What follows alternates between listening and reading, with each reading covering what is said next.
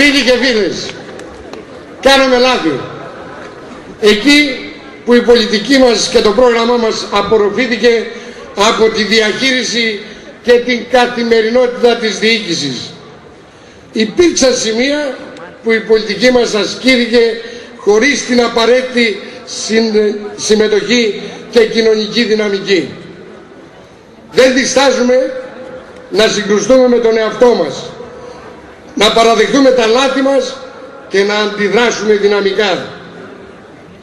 Είμαστε μια δημοκρατική παράταξη, ένας φορέας αλλαγής για το Δήμο και την πόλη, ένας φορέας πολιτικής αλλαγής με υψηλό αίσθημα ευθύνης και βαθιά αίσθηση αυτοκριτικής.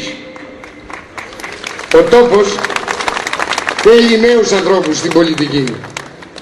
Στηρίζει και ενθαρρύνει τους νέους, αλλά τους νέους που κάνουν προτάσεις, έχουν όραμα, έχουν ενεργό συμμετοχή στην κοινωνία.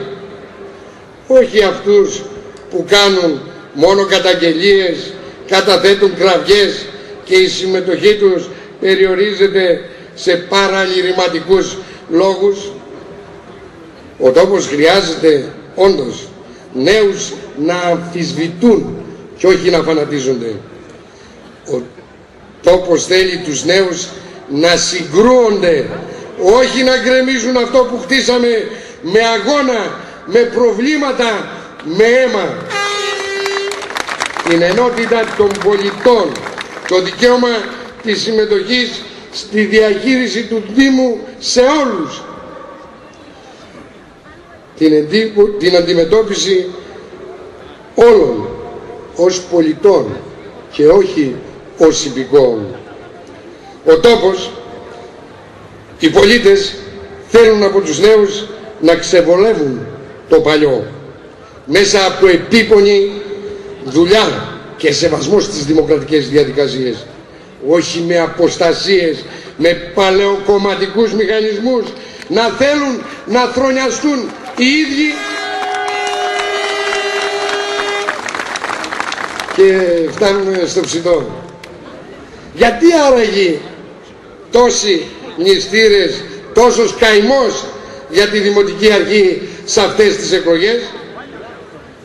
Για ένα προσεκτικό ακροατή των προεκλογικών εξαγγελιών η απάντηση είναι απλή.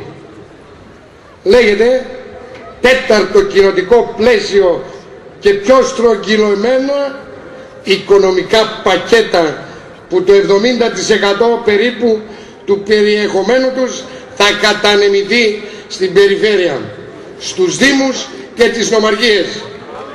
Ο κύριος Δαμιανός προσδιορίσε προχθές και το μερίδιό μας στο περίπου και θυμήθηκε ευνηδίως τη ζωή και την Ανάσταση εκείνης της πάλε ποτέ κρατεάς τάξης των επιδοτούμενων και εν τέλει καταχρεωμένων επενδυτών. Το φαγοπότη ήδη άρχισε.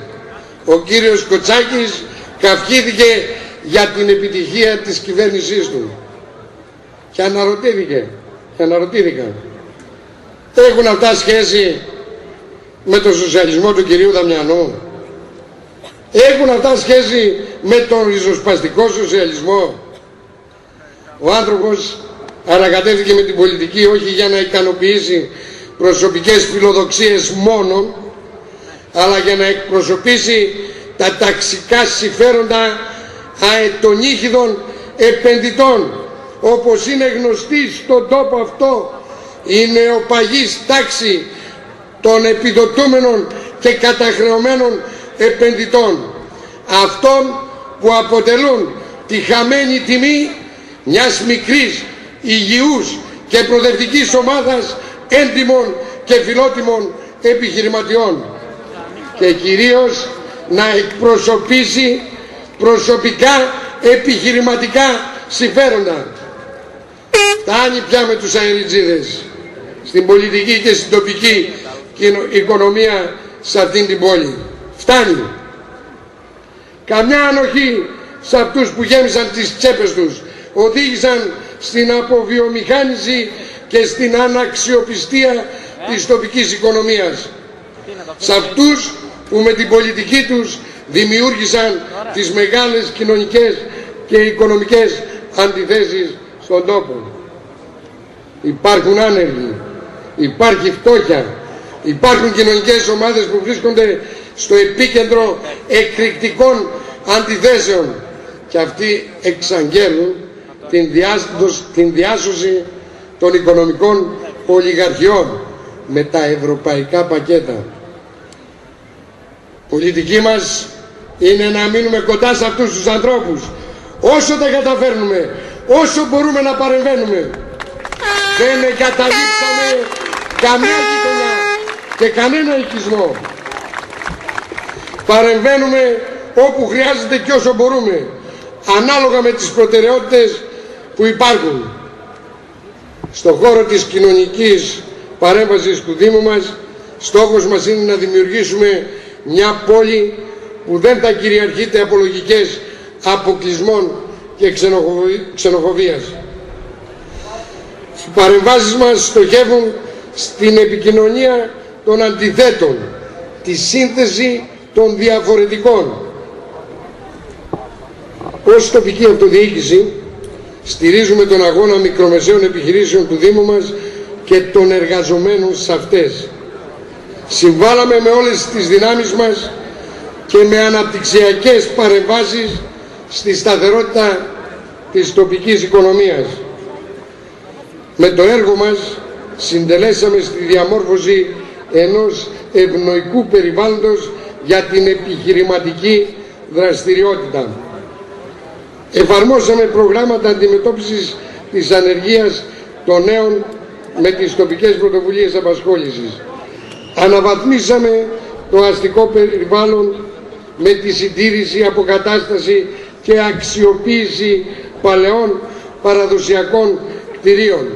Αναδείξαμε το εμπορικό κέντρο, την αγορά της πόλης με αναπλάσεις και διανοίξεις νέων δρόμων. Δημιουργήσαμε και λειτουργούμε το κέντρο νεανικής επιχειρηματικότητας. Ιδιαίτερο ρόλο για την ανάπτυξη της τοπικής οικονομίας έχουν οι επαγγελματίες, οι οποίοι αποτελούν τον κορμό της σταθερής, ήπιας και δίκαιης οικονομικής μας πολιτικής.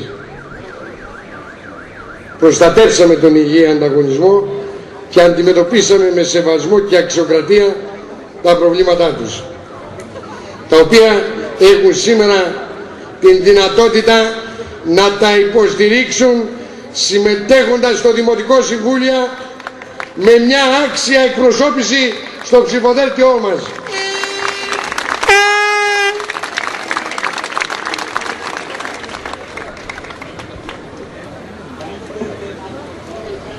Οι βασικοί άξονες της πολιτικής μας, οι αδιαπραγμάτευτοι στόχοι μας είναι η διαφάνεια και η καλή διαχείριση.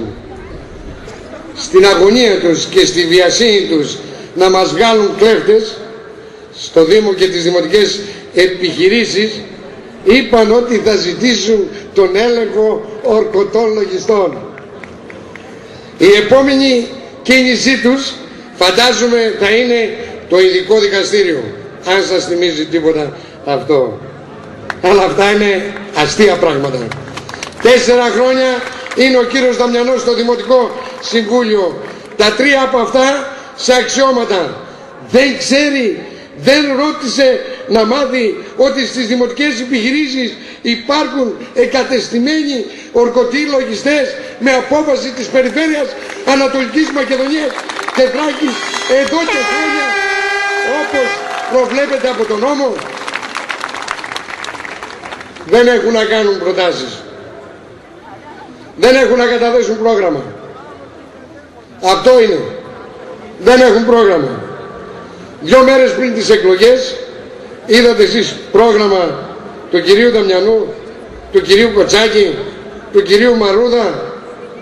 Μόνο φυλάδια με τις φωτογραφίες τους και ξεκαρδιστικές λογοτεχνίζουσες αρλούμπες, όπως σώσε μια ελεγεία ή αν είναι η αγάπη αμαρτία και τέτοια